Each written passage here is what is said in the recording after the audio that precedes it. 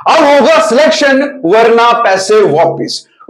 JKPSC 10+2 lecturer में जिन बच्चों ने सोशियोलॉजी सब्जेक्ट में फॉर्म फिल करा है उनके लिए हम लोगों ने लॉन्च करा है कोर्स जिसमें हम लोग प्रोवाइड कर रहे हैं 100% सिलेक्शन गारंटी वरना पैसे वापिस।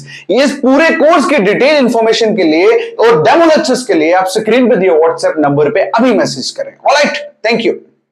Hey beautiful people, what's up guys? Welcome to JKSSB online tutorial. मैं हूं सतीश और जेकेपीएससी लेक्चरर 10+2 सोशियोलॉजी सब्जेक्ट के कोर्स का आज सेकेंड लेक्चर हम लोग कंटिन्यू करने वाले हैं। ठीक है, आप सभी लोग जानते हैं हम लोगों ने स्टार्ट करा है फर्स्ट यूनिट हमारे सिलेबस का और फर्स्ट यूनिट का नाम है इंट्रोडक्शन टू सोशियोलॉजी और फर्स्ट यूनिट के अंदर जो फर्स्ट टॉपिक आता है उसका नाम है इंट्रोडक्शन टू सोशियोलॉजी, जिसके अंदर हम लोग definition, nature, scope, historical, socio economic background of emergence of sociology इसके बारे में पढ़ेंगे।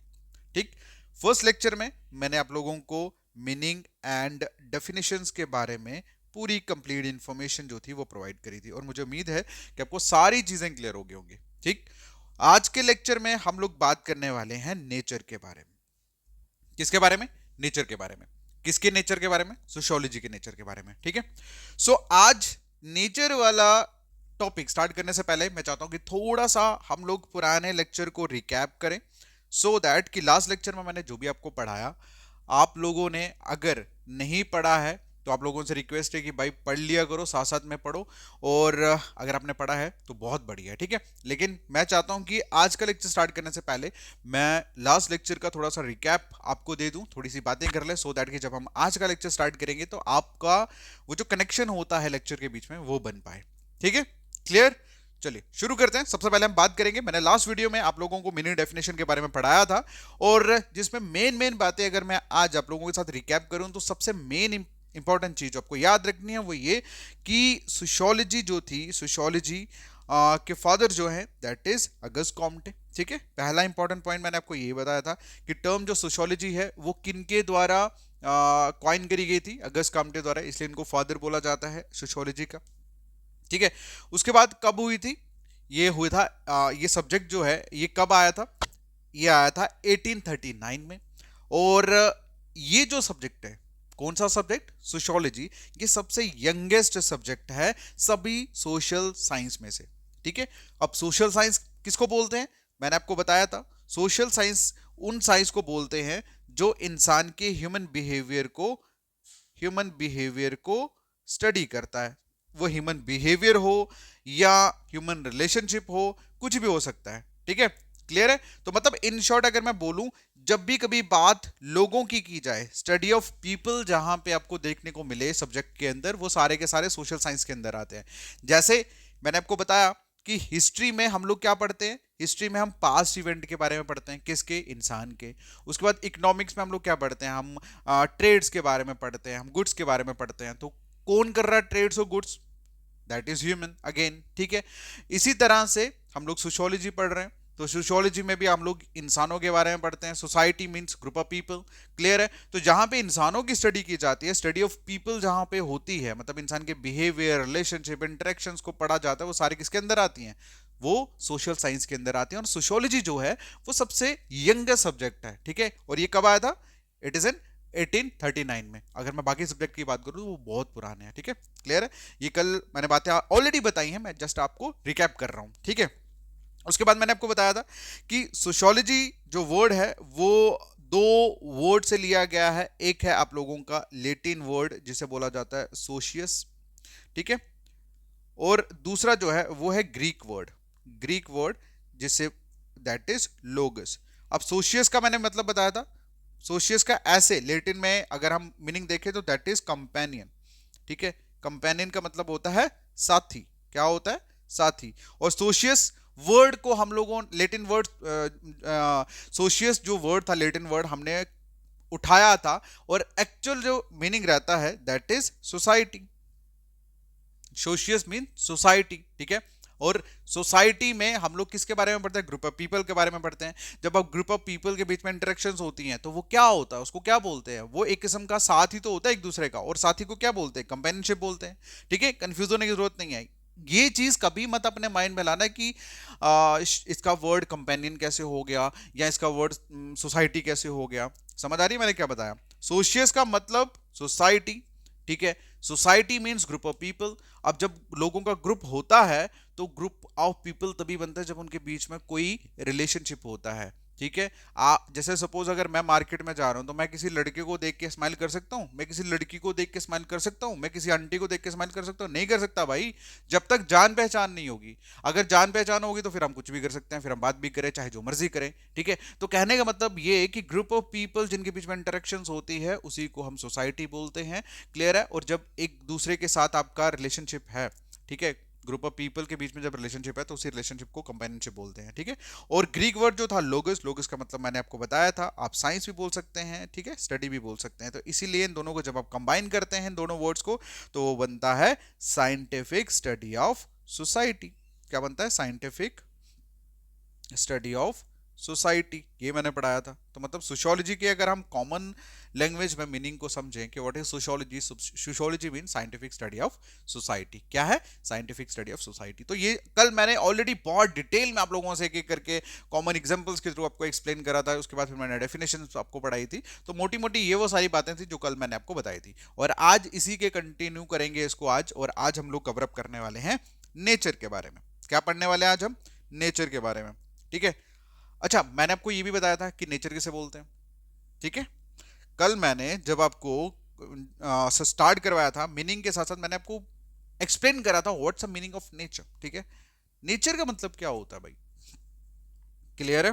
नेचर का मतलब क्या होता है? नेचर एक तो आपका एनवायरनमेंट आ गया ना, आपके आसपास का जो फिजिकल वर्ल्ड आप देख रहे हैं अपने सराउंडिंग में। जैसे पहाड़ भी हो सकते हैं, जंगल भी हो सकते हैं, मतलब बहुत ज्यादा प्लेन्स भी हो सकते हैं, नदियां नाले ये वो सब कुछ जितना भी है वो सब आपके फिजिकल वर्ल्ड जो आप देख रहे हैं अराउंड, उसको नेचर बोलते हैं। लेकिन यहाँ पे जो नेचर की बात की जा रही है, यहाँ पे नेचर की बात की जा रही है, जैसे हम किसी इंसान के बारे में बोलते हैं ना कि यार उस इंसान का नेचर जो है ना बहुत अच्छा है। जैसे आप लोग मैक्सिमम बोलते होंगे यार मेरा नेचर बहुत अच्छा है ना, बट मेरा नेचर अच्छा नहीं है भाई। तो कहने का मतलब ये कि जब हम किसी के स्वभाव की बात करते हैं ना तो उसको बोलते हैं नेचर। अब स्वभाव जो है, अब इंसान के नेचर के अकॉर्डिंगली हम लोग जान सकते हैं कि वो इंसान कैसा होगा। जैसे फॉर एग्जांपल अगर कोई इंसान सॉफ्ट नेचर का है, अच्छे नेचर का है, ठीक है, तो हम क्या बोलेंगे? यार उसका नेचर बहुत अच्छा है। तो जब कोई अगर ऐसा बोले कि उसका नेचर बहुत अच्छा है तो कुछ चीजें डेफिनेटली डिफाइन हो जाती है उस इंसान के लिए। जैसे हाँ वो बहुत अच्छा है, मतलब वो काफी अच्छा हेल्प करता होगा एक दूसरे की, बहुत अच्छी तरीके से बात करता होगा, एक दूसरे की हेल्प भी करता होगा, बात भी करता होगा, और उसके बाद बड़ों का छोटों का सबकी रिस्पेक्ट भी करता होगा। तो ये क्या है? ये उस इंसान के नेचर के बेसिस पे उसके फीचर्स हम लोग गिनाने शुरू कर देते हैं। तो अगर मैं डायरेक्टली या इनडायरेक्टली बात करूं तो फीचर को आप सॉरी नेचर को आप फीचर्स बोल सकते हैं। क्या बोल सकते हैं? फीचर्स बोल सकते हैं, ठीक है। तो अब नेचर का मतलब पता लगा। नेचर का मतलब स्वभाव। अब स्वभाव कहां से पता लगता है? ऑब्वियस सी बात है उसके फीचर्स से। क्लियर है? तो in short nature of sociology में हम लोग बात करेंगे फीचर्स ऑफ सोशियोलॉजी के बारे में, ठीक है। क्लियर है? तो चलिए अब हम शुरू करते हैं भाई साहब आज का हमारा second lecture, that is going to be about the nature of sociology. देखो मैं एक चीज बता दूं भाई, मेरी एनर्जी में कहीं पे भी कोई कॉम्प्रोमाइज नहीं होता। तो भाई साहब मैं भी नहीं चाहता कि आप लोग डीले डाले उड़ के बिना मुंह हाथ धोए बैठ जाओ और यॉर्निंग करना शुरू हो जाओ। जब भी क्लास में बैठो पहले कॉपी पेन लेके बैठो, ठीक है। समझ आ रही है मैं क्या बोल रहा हूँ? अबे सिर हिलाने की जरूरत नहीं है, बस स्माइल करो। राइट? सुन रहे हो ना? हाँ, सुन रहा है ना तुम? हाँ, मैं रो नहीं रहा हूँ, पढ़ा रहा हूँ, ठीक है। चलो अब हम बात करते हैं नेचर ऑफ सोशियोलॉजी की। ध्यान से सुनिएगा। देखो मैंने क्या लिखा है कि नेचर ऑफ सोशियोलॉजी जो है ये इसका इसका मेन मतलब क्या होता है? मतलब नेचर ऑफ सोशियोलॉजी में हम लोग क्या पढ़ते हैं? हम एक सब्जेक्ट के नेचर के बारे में अंडरस्टैंड करते हैं। क्या करते हैं? बेटर तरीके से we understand about the nature of society, nature of subject. जैसे एक इंसान के नेचर के बारे में पढ़ते हैं, उसका स्वभाव कैसा है, इसी तरह से जब हम सोशियोलॉजी के बारे में पढ़ रहे हैं तो मतलब हम सोशियोलॉजी के नेचर के बारे में पढ़ने वाले हैं, ठीक है। तो इनडायरेक्टली क्या लिखा हुआ है कि किसी भी सब्जेक्ट का जो नेचर है ना वो किसको बोलते हैं, किसको रेफर करते हैं? दैट इज इंटरनल कैरेक्टरिस्टिक्स, ठीक है। मतलब उसके कैरेक्टरिस्टिक का मतलब क्या होता है? कैरेक्टरिस्टिक का मतलब होता है फीचर, ठीक है, मतलब फीचर, ठीक है। और इन्हीं फीचर के बेसिस पे ही हम लोग अंडरस्टैंड कर सकते हैं कि ये कि एक इंसान कैसा है, ठीक है, इंसान के फीचर के बेसिस पे हम जान सकते हैं ना ये इंसान कैसा है, उसी तरह से सब्जेक्ट के फीचर के बेसिस पे ही हम ये जान सकते हैं ये किस तरह की साइंस है। ठीक है, किस तरह की साइंस है। देखो सोशियोलॉजी क्या है, it's a social science, right. अब बहुत अब सोशल साइंस के अंदर क्या क्या चीजें आती हैं वो सब चीजें हम लोग पढ़ने वाले हैं, क्लियर है। तो वही लिखा है, every branch of knowledge that has its on nature. ठीक है, मतलब जितने भी ब्रांचेस आप लोग देखते हैं, किसकी ब्रांचेस, नॉलेज की। अब नॉलेज यहाँ वर्ड यूज किया गया है फॉर सब्जेक्ट, किसके लिए यूज किया गया, सब्जेक्ट।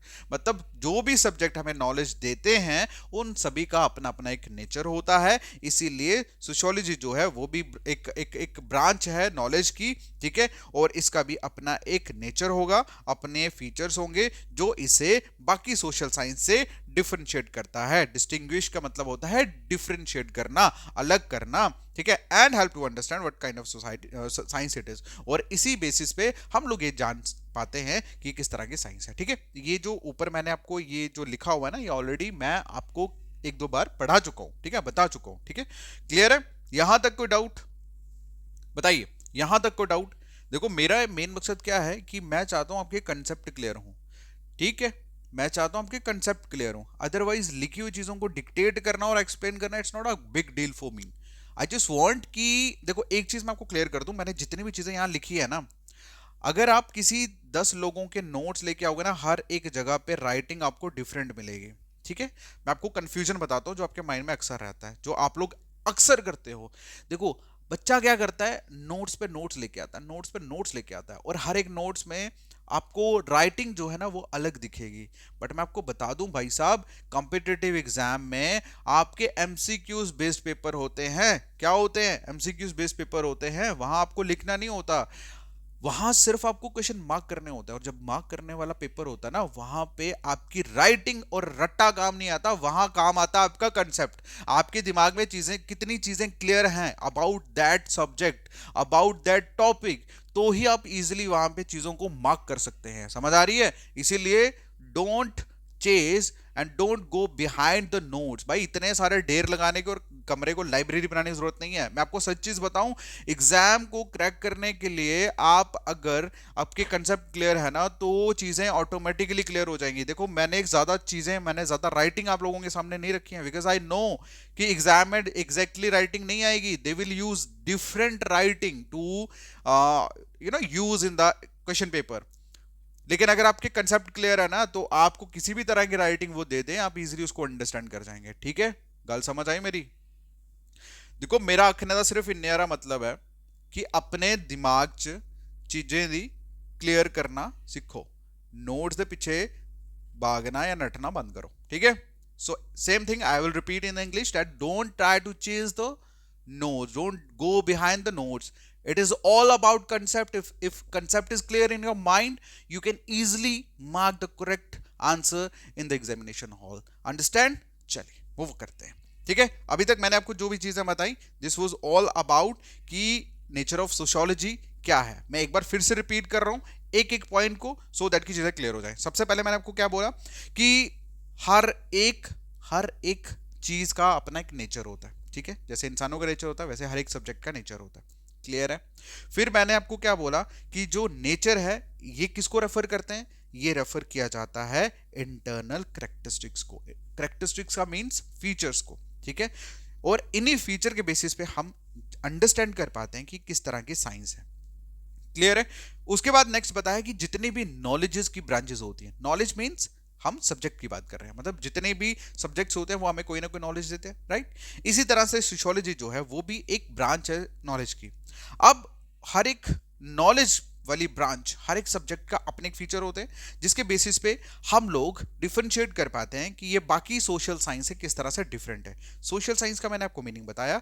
सोशल साइंस मींस जहां पे इंसानों की स्टडी होती है, पीपल की स्टडी की जाती है। अब पीपल की अगर लोगों की स्टडी हो रही है तो इसके अंदर ऑटोमेटिकली इंसानों के रिलेशन, इंसानों के इंटरेक्शन, इंसानों की बिहेवियर, मतलब वो सब चीजें आएंगी। ठीक है, जो भी चीज इंसान से रिलेट करती है वो सारी की सारी चीजें फिर स्टडी ऑफ पीपल में आ जाती है। और जहां पे लोगों की स्टडी होती है और लोगों के रिलेटेड चीजों की स्टडी होती है, समझ लेना उसको सोशल साइंस बोलते हैं। ठीक है, तो इसी तरह से जब हम फीचर पढ़ेंगे तो हम वी कम टू नो कि जो सोशियोलॉजी है वो किस तरह की साइंस है।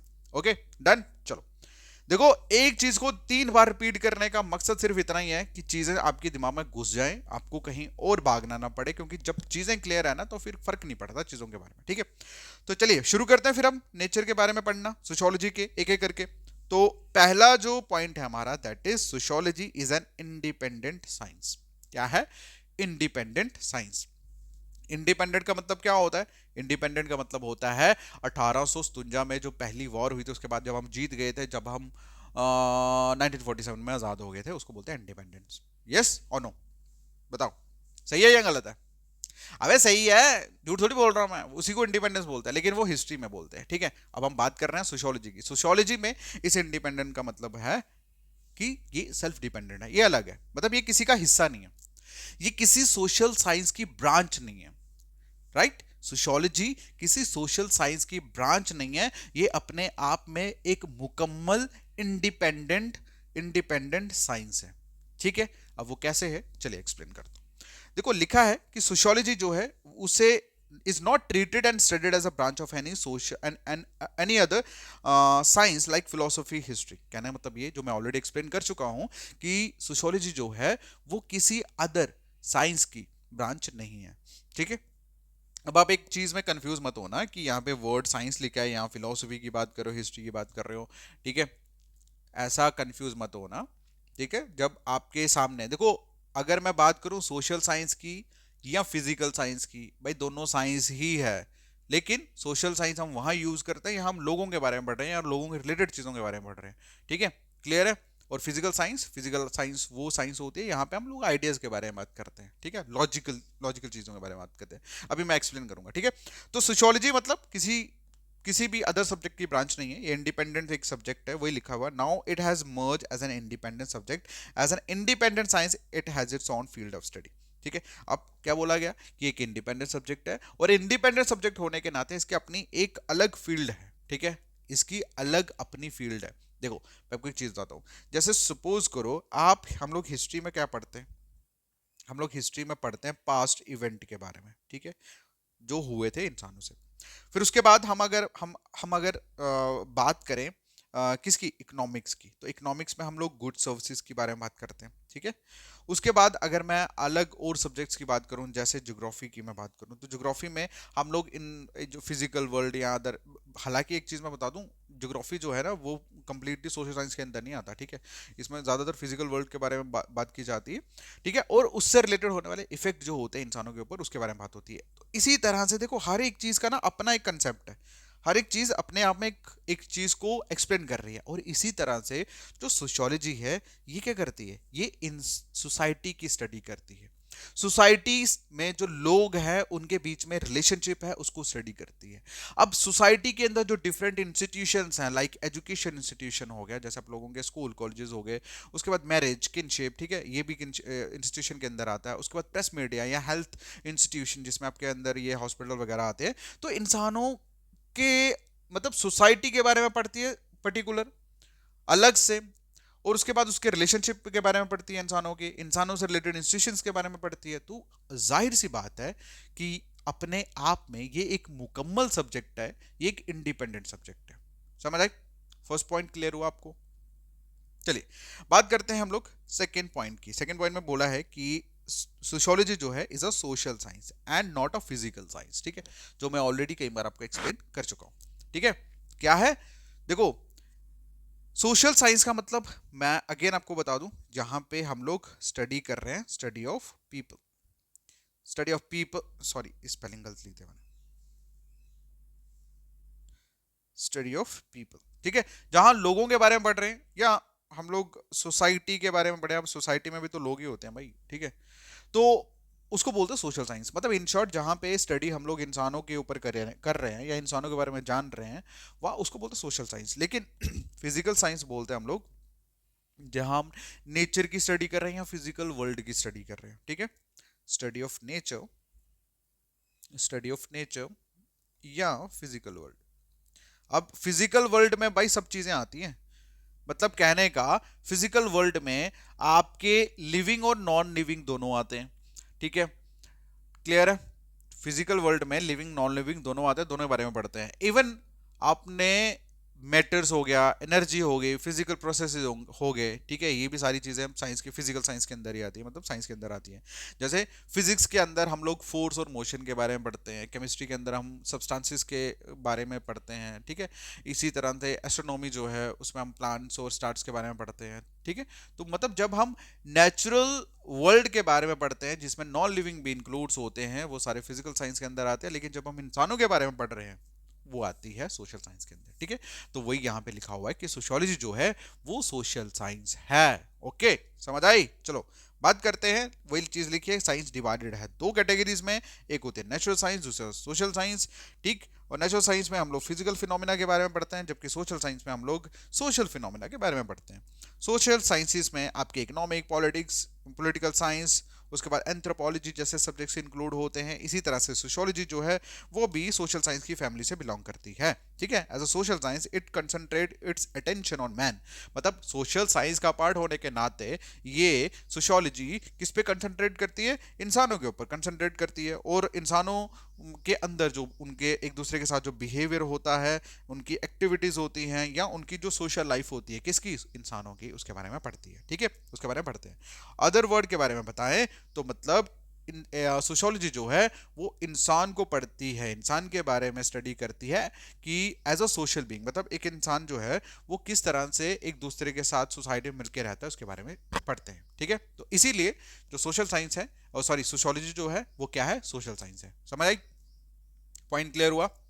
चलिए बात करते हैं हमारे नेक्स्ट पॉइंट की, that is sociology is a pure science not an applied science, ठीक है। अब मैं आपको कंसेप्ट क्लियर करता हूं कि प्योर साइंस किसे बोलते हैं और अप्लाइड साइंस जो है वो किसको बोलते हैं। देखो, जब हम बात करते हैं प्योर साइंस की, तो प्योर साइंस का मतलब क्या होता है? प्योर साइंस का मतलब होता है कि न्यू थिंग्स को डिस्कवर करना, ठीक है, ठीक है, डिस्कवरिंग न्यू नॉलेज। क्या है?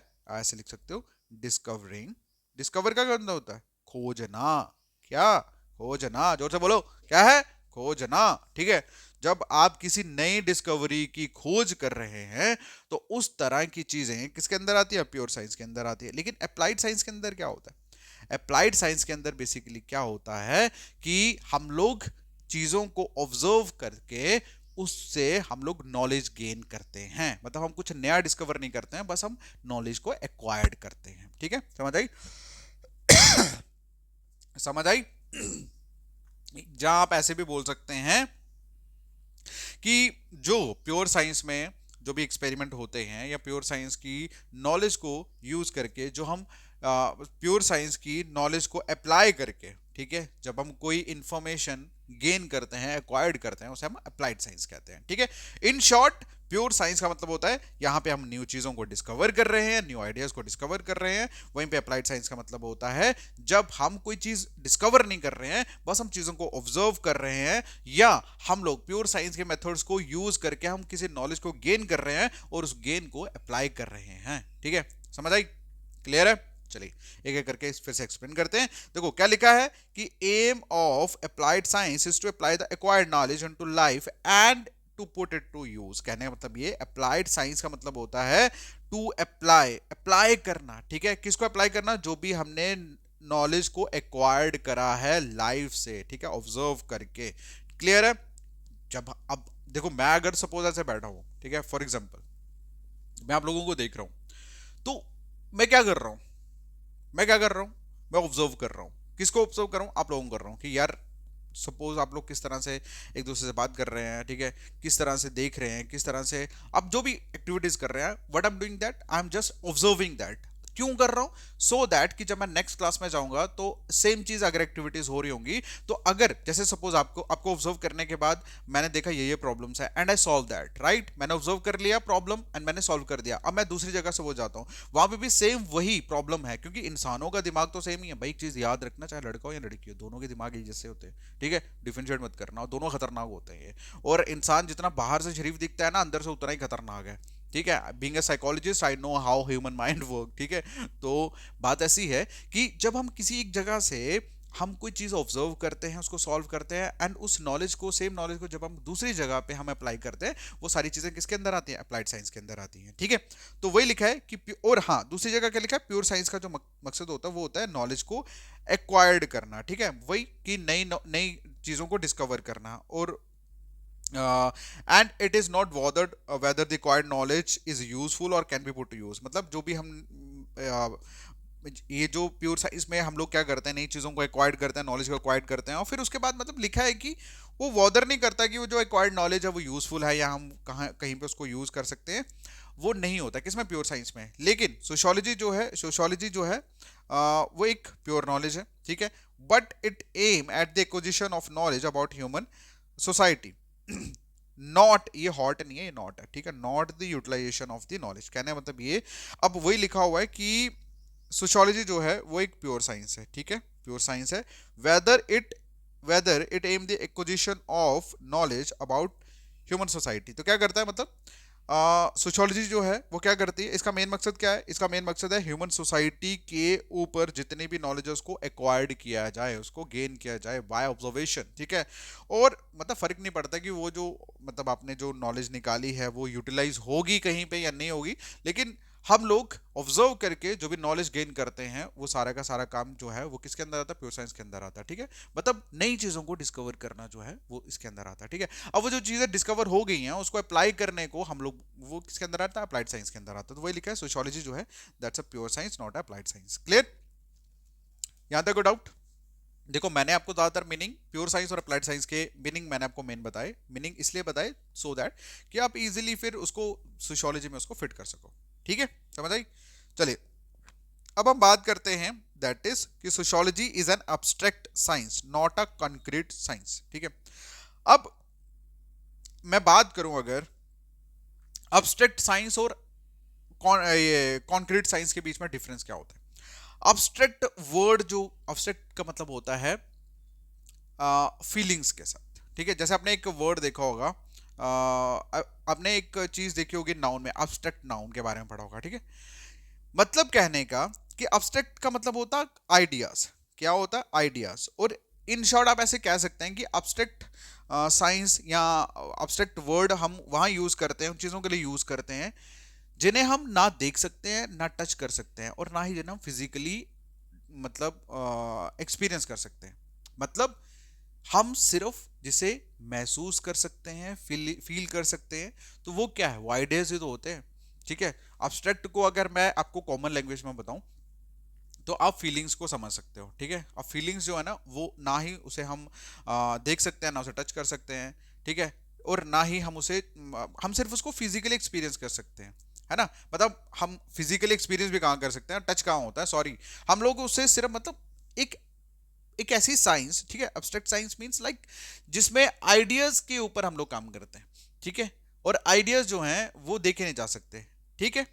और वहीं पे अगर मैं कॉन्क्रीट साइंस की बात करूं तो कॉन्क्रीट वर्ड जो है वो यूज होता है किसके लिए, टेंजिबल चीजों के लिए। तो हाँ, एक चीज देखो, एब्स्ट्रैक्ट का मतलब होता है इनटेंजिबल, मतलब जिसे हम टच नहीं कर सकते। कॉन्क्रीट का मतलब होता है टेंजिबल, क्या होता है, टेंजिबल, जिसे हम टच कर सकते हैं।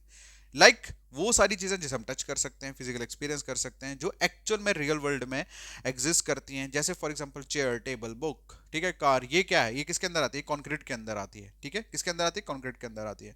तो मतलब कहने का, अब अब्स्ट्रैक्ट जो वर्ड है, अब्स्ट्रैक्ट साइंस का मतलब हो गया कि जैसे सपोज किसी आइडिया के बारे में काम करना, ठीक है। और वहीं पे जब हम बात करते हैं कॉन्क्रीट की, कॉन्क्रीट मतलब किसी फिजिकल चीज के बारे में बात करना। समझ आई, डाउट क्लियर हुआ? चलिए अब हम बात करते हैं। अब यहां पे लिखा है कि सोशियोलॉजी जो है वो अब्स्ट्रैक्ट साइंस है, कॉन्क्रीट साइंस नहीं है, ठीक है। अब सुनो क्या है, लिखा है कि this doesn't mean the sociology is an art not a science, ठीक है। It refers It only therefore that sociology is not interested in concreting manifestation of human events। कहने का मतलब ये कि देखो, अब जो सोशियोलॉजी है वो एक एब्स्ट्रैक्ट साइंस है, कॉन्क्रीट साइंस नहीं है। मतलब कहने का कि सोशियोलॉजी जो है वो आइडियाज के ऊपर फ्लो करती है, ऑब्जर्वेशंस के थ्रू एक्वायर्ड नॉलेज के ऊपर काम करती है, लेकिन इसका मतलब ये नहीं है कि ये एक प्रॉपर साइंस नहीं है, ये एक आर्ट, मतलब ये साइंस नहीं है, ये सिर्फ एक आर्ट है, वैसा नहीं है।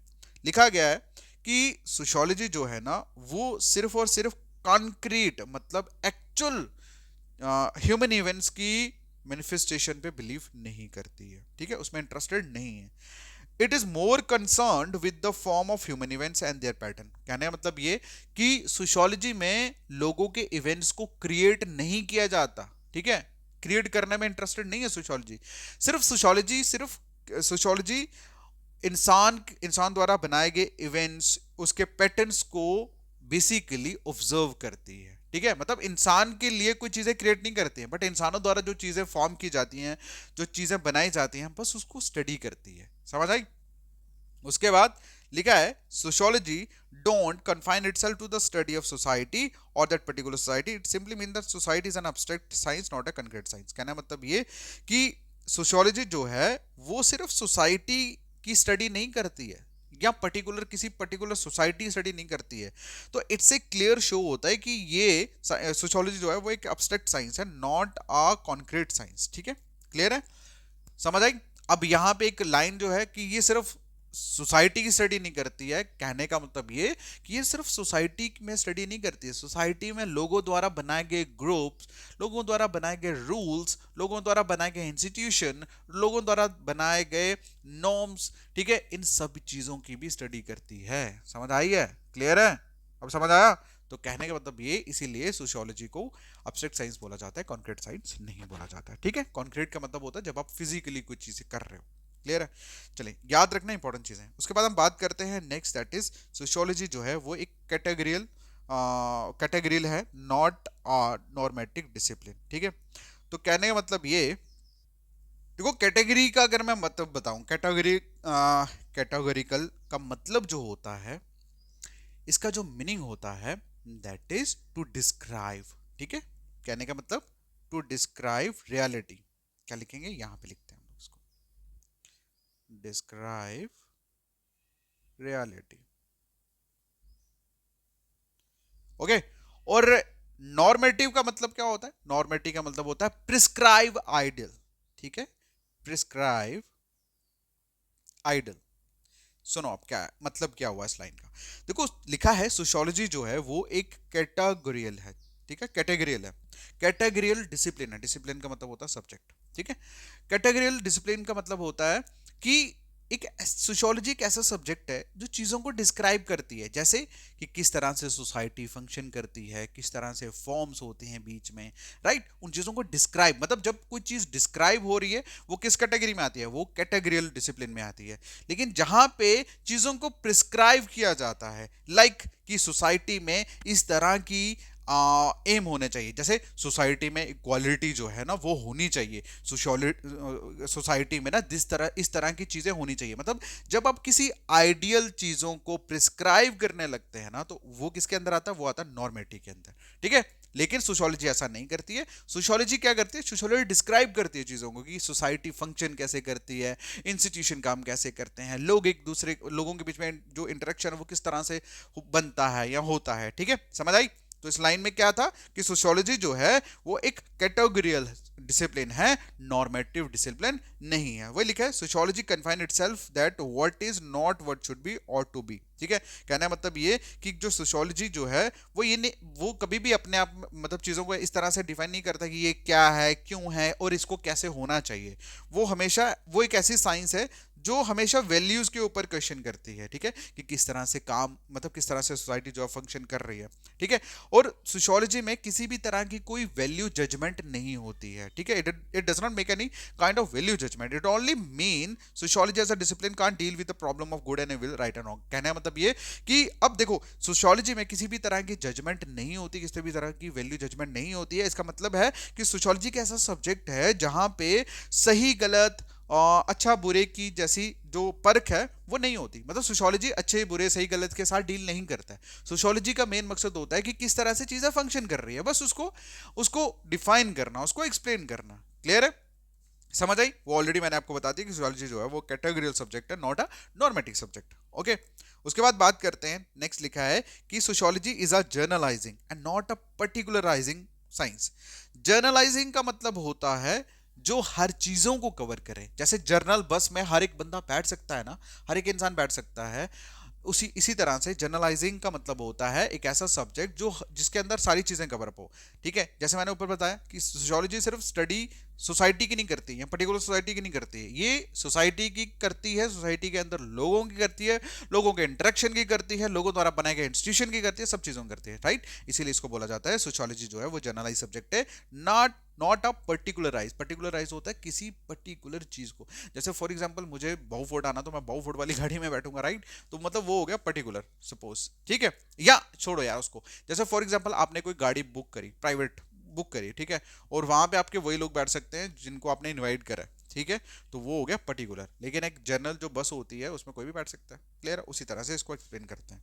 वही लिखा है, सोशियोलॉजी जो है does not study each and every event that take place in society, it makes generalizing on the basis of selected events, for example not studying examining all the secondary groups but observing a few secondary group, sociologist make generalization of secondary groups. कहने का मतलब ये कि देखो लिखा है, देखो मैंने ऑलरेडी बताया जनरलाइजिंग मीन जिसमें सारी चीजें कवर अप होती हैं, राइट, जो जनरलाइज तरीकों के ऊपर काम करते हैं, किसी पर्टिकुलर चीज के ऊपर काम नहीं करते। वही चीज लिखी है कि जहां पे सोशियोलॉजी को लगता है वो शुड वर्क ऑन इट, वो करते हैं, ठीक है। ऐसा नहीं है कि जहां आपको बोल दिया कि यार प्राइमरी ग्रुप के ऊपर ही काम करना है, सेकेंडरी ग्रुप के ऊपर ही काम करना है, ठीक है, वैसा नहीं है।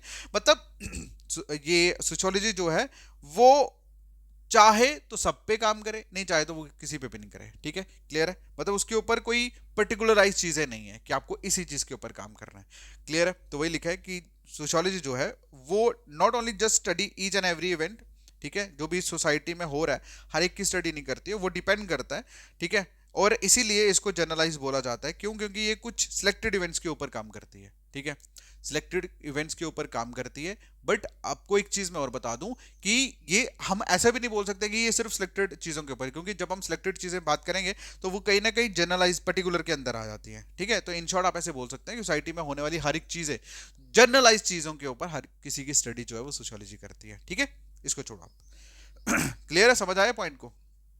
उसके बाद बात करते हैं हम लोग नेक्स्ट, दैट इज, एक सेकेंड, दैट इज सोशियोलॉजी जो है वो एक जर्नल साइंस है, not a special social science, clear है। मतलब कहने का कि एक सोशल, ऑलरेडी इस पॉइंट को हम डिस्कस कर चुके हैं, स्पेशल का मतलब होता है जो किसी पर्टिकुलर चीज पे काम कर रहा है, वैसा नहीं है, ये एक जनरल साइंस है, मींस लाइक कि जो एरिया है सोशियोलॉजी का वो जनरल है, ठीक है, वो जनरल है, वो कोई स्पेशलाइज नहीं है।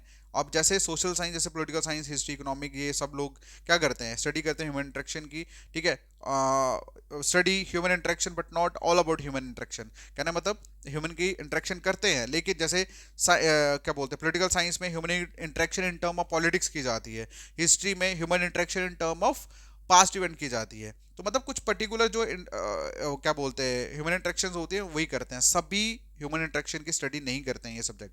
लेकिन अगर हम बात करें सोशियोलॉजी की, तो सोशियोलॉजी जो है वो सिर्फ कुछ पर्टिकुलर स्पेशल काइंड फिनोमिना की इन्वेस्टिगेशन नहीं करता जो इंसानी लाइफ से कनेक्टेड है, बल्कि ये इंसान की हर एक्टिविटी की स्टडी करता है एक जर्नल वे में, इसीलिए इसको जर्नल साइंस बोला जाता है as compare to not a social special social science, ठीक है।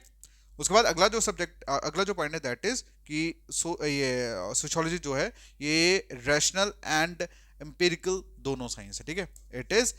It is both, sociology is both rational and empirical science, ठीक है।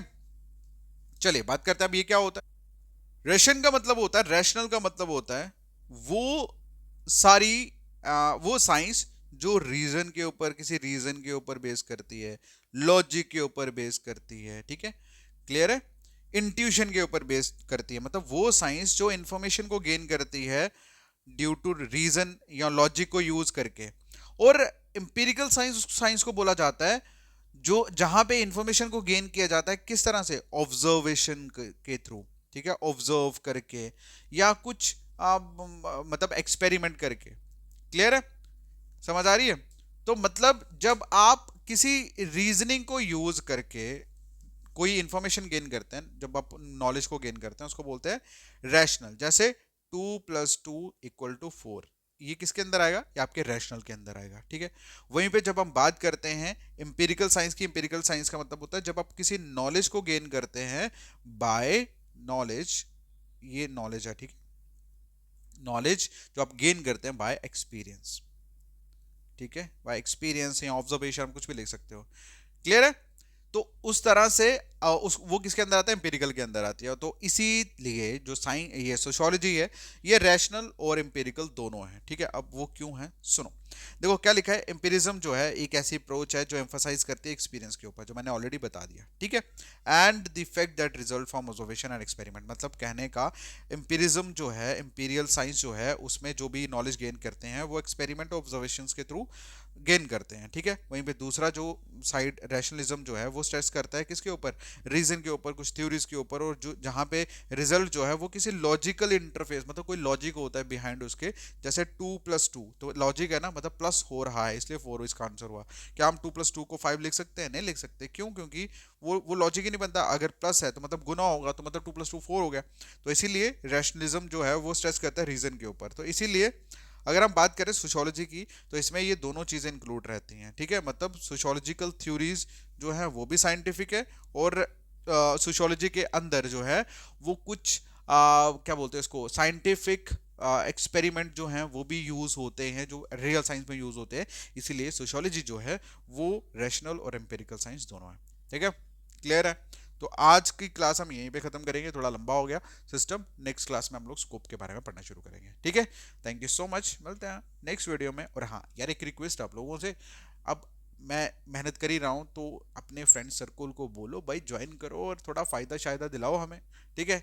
समझ आ रही है? और हाँ एक चीज़ और, अगर आपको सच्ची में लेक्चर मेरे अच्छे लग रहे हैं तो आप प्लीज़ जाइए हमारे प्ले स्टोर के ऊपर। जब आप प्ले स्टोर पे जाओगे वहाँ पे हमारी ऐप जेकेएसएसबी ऑनलाइन ट्यूटोरियल को 5 स्टार रेटिंग देख के ना, और वहाँ पे एक सुंदर सा कमेंट भी लिख देना, ठीक है। फ़ायदा ये है कि वो लोगों को पता लगेगा किस तरह का कंटेंट हम दे रहे हैं। क्लियर है? बाकी मिलते हैं नेक्स्ट वीडियो में, तब तक के लिए thank you so much, take care, bye bye.